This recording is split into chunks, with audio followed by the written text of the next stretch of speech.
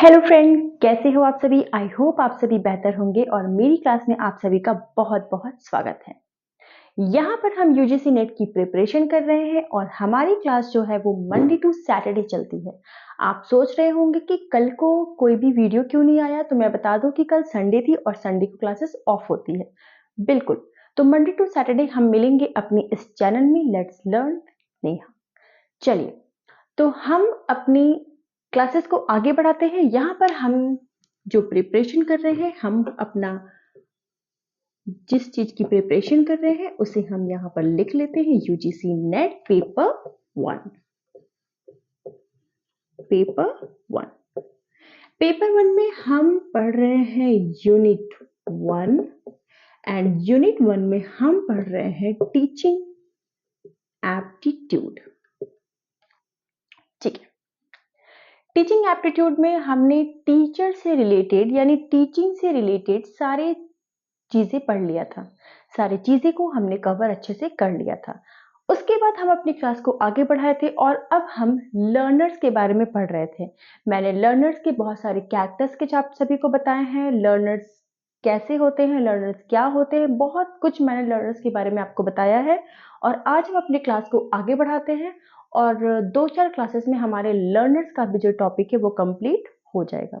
चलिए, तो आज हम टाइप्स ऑफ लर्निंग के बारे में पढ़ने वाले हैं। आज हम पढ़ने वाले हैं types of learning. Types of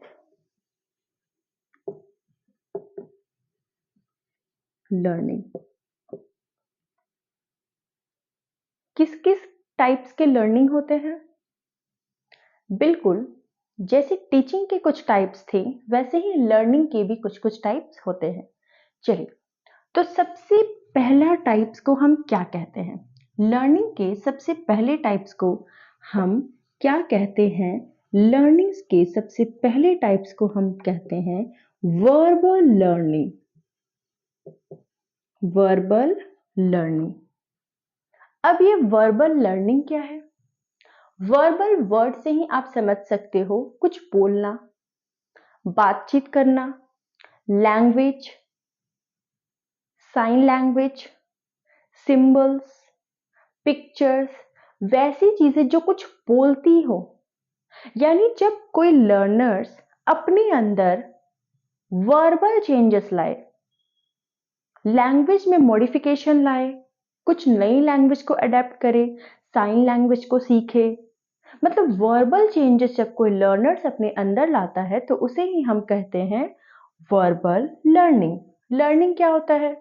learning वही होता है जब कोई लर्नर्स कुछ भी सीख कर अपनी बिहेवियर में चेंज लाए तो उसे ही हम कहते हैं लर्निंग। बिल्कुल, वर्बल लर्निंग क्या होगा? जब कोई लर्नर्स कुछ अडॉप्ट करके, कुछ कम्युनिकेट करके, कुछ लैंग्वेज से अपने अंदर एक न्यू लैंग्वेज, एक न्यू नॉलेज को इन्हांस करे तो उसे हम कहते हैं वर्बल लैंग्वेज। इसमें हमारा कम्युनिकेशन आ जाएगा, हमारे लैंग्वेजेस आ जाएंगे, हमारा पिक्चर्स आ जाएगा, साइन लैंग्वेज आ जाएंगे, बहुत कुछ आ जाएगा जो कि लर्निंग में होता है। चलिए, वर्बल लर्निंग को आप समझ चुके हैं। वैसा जो कुछ भी ऑरली से रिलेटेड हो वो वर्बल लर्निंग होता है। जब हम 2 नंबर की बात करें तो हम बात करेंगे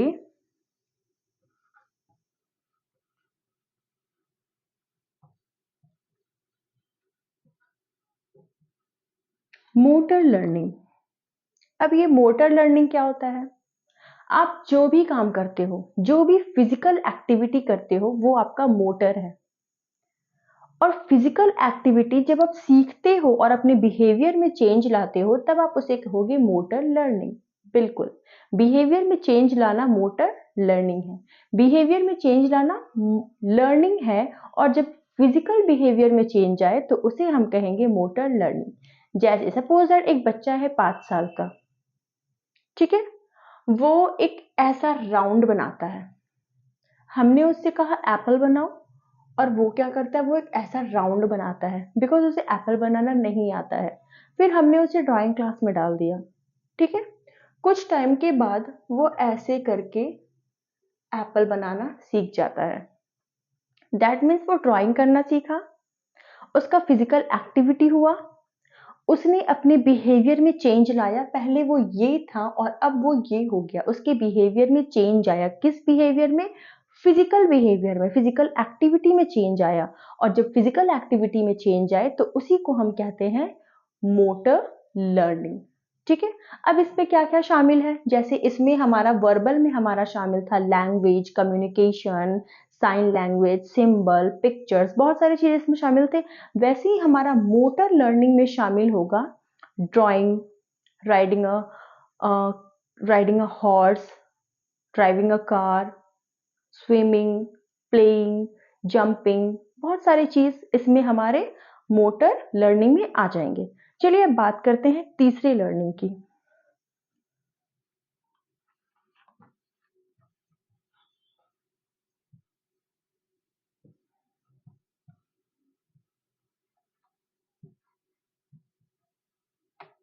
कॉन्सेप्ट लर्निंग। ये कॉन्सेप्ट लर्निंग क्या है? कॉन्सेप्ट यानी हमारा समझ, वैसा लर्निंग जो हमारे समझ में चेंजेस लाता है, हमारे इंटेलेक्चुअल में चेंजेस लाता है, हमारे अंडरस्टैंडिंग में चेंजेस लाता है, उसे ही हम कहते हैं कॉन्सेप्ट लर्निंग। अब ये कॉन्सेप्ट लर्निंग क्या है? सपोज दैट हमने ए टू जेड पहले पढ़ा, ठीक है, या ए टू जेड हटाइए, सपोज दैट हमने मैथ्स का हमने एडिशन सीखा।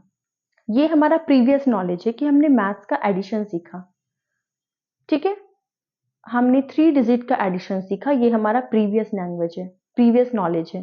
अब हम 3 डिजिट जो सीख चुके हैं उससे हम 4 डिजिट सीखेंगे, 5 डिजिट सीखेंगे। इस तरह से हम क्या करेंगे, अपने एडिशन को प्रीवियस नॉलेज से रिलेट करके एक न्यू नॉलेज बनाएंगे।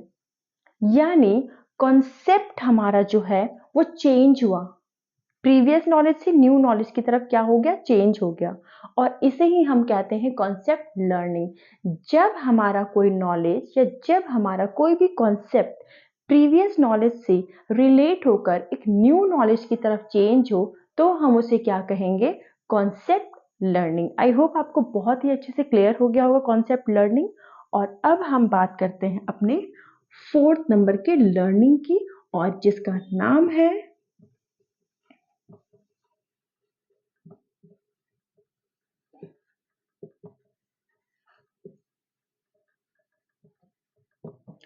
Problem solving learning.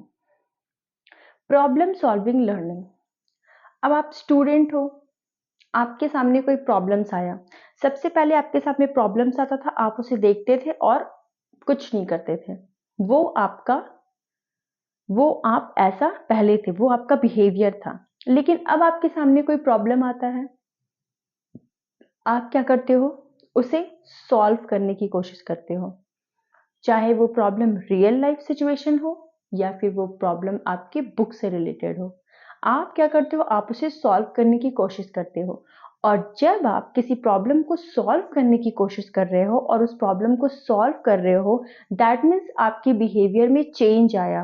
पहले आप नहीं करते थे, अब आप करने लगे हो, दैट मीन्स आपके बिहेवियर में चेंज आ गया और अब आप प्रॉब्लम को सॉल्व कर सकते हो।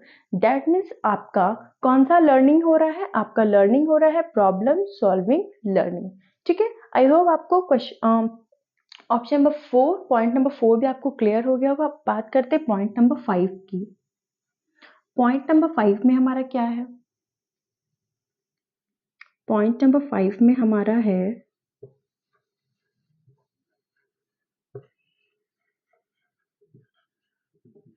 Serial learning.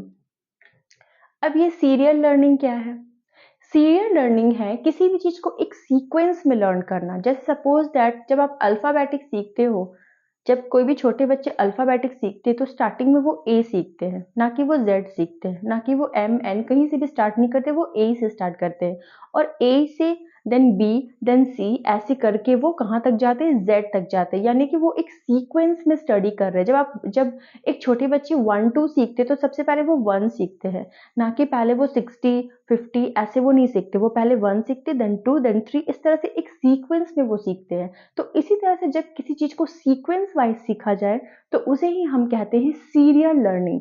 यानी कि सीरियल लर्निंग में आपका क्या आता है, सीरियल लर्निंग में आपका वैसा लर्निंग आता है जिसे हम एक सीक्वेंस में सीख सकते हैं। ठीक है, किसी भी लर्निंग को जब सीक्वेंस वाइज सीखा जाए तो उसे हम कहते हैं सीरियल लर्निंग। चलिए बात करते हैं पॉइंट नंबर 6 की।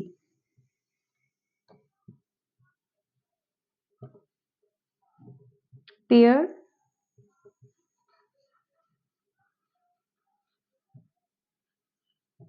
Associated learning. ये पेयर्ड एसोसिएटेड लर्निंग क्या है? वैसा लर्निंग जिसे हम पेयर्ड में करें। ठीक है, इसमें स्टिमुलस और एंड रिस्पॉन्स भी आपका शामिल होता है। अब कैसे, चलिए इसे एग्जाम्पल से समझते हैं। सपोज दैट मैंने आपको कहा येलो, ये क्या है? ये आपका स्टिमुलस है। मैंने जैसे ही येलो कहा आपके माइंड में एक पिक्चर जरूर बना होगा। जैसे मैं येलो कहूंगी या तो येलो कलर बनेगा, या फिर बनाना बनेगा, या फिर सनफ्लावर बनेगा, या फिर येलो कलर से रिलेटेड कोई चीज बनेगा। ठीक है, अब येलो कहा, ये आपका स्टिमुलस हो गया और जस्ट आपके माइंड में एक इमेज बना बनाना का। ये क्या है? ये रिस्पॉन्स है। मैंने आपको रेड कहा और आपके माइंड में एक इमेज बना एप्पल। ऐसा नहीं है कि मैं फ्रूट्स का ही नाम लिख रही हूँ, आप कुछ भी ले सकते हो जो आपके माइंड में जिसका इमेज बनता है। जैसे ब्लैक, आपके माइंड में इमेज बन गया हेयर का। ठीक है, दैट मीन्स जब आपको स्टिमुलस बने मिले और आपका उस पर रिस्पॉन्स हो, उसे ही हम कहते हैं पेयर एसोसिएट लर्निंग। यानी कि इस टाइप के लर्निंग को हम पेयर में सीखते हैं।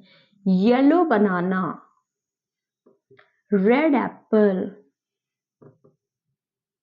ठीक है, इस तरह से हम किसी भी चीज को सीखते हैं। चलिए, तो आज का हमारा ये 6 था। हमारा क्या, types of learning. Types of learning कितने थे? 6 थे, जिसे आज की क्लास में हमने कर लिया। और कल की क्लास में भी हम कुछ कुछ बहुत कुछ सीखने वाले हैं। और 2 से 3 क्लास हमारा लर्निंग का होगा, फिर हमारा लर्निंग का जो क्लास है वो भी कंप्लीट हो जाएगा और टीचिंग एप्टीट्यूड जल्द ही हमारा कंप्लीट हो जाएगा। फिर हम आगे बढ़ेंगे अपने रिसर्च एप्टीट्यूड में। तो हमारे साथ बने रहे, हम एक एक टॉपिक को बहुत ही अच्छे से डिटेल वाइज कर रहे हैं।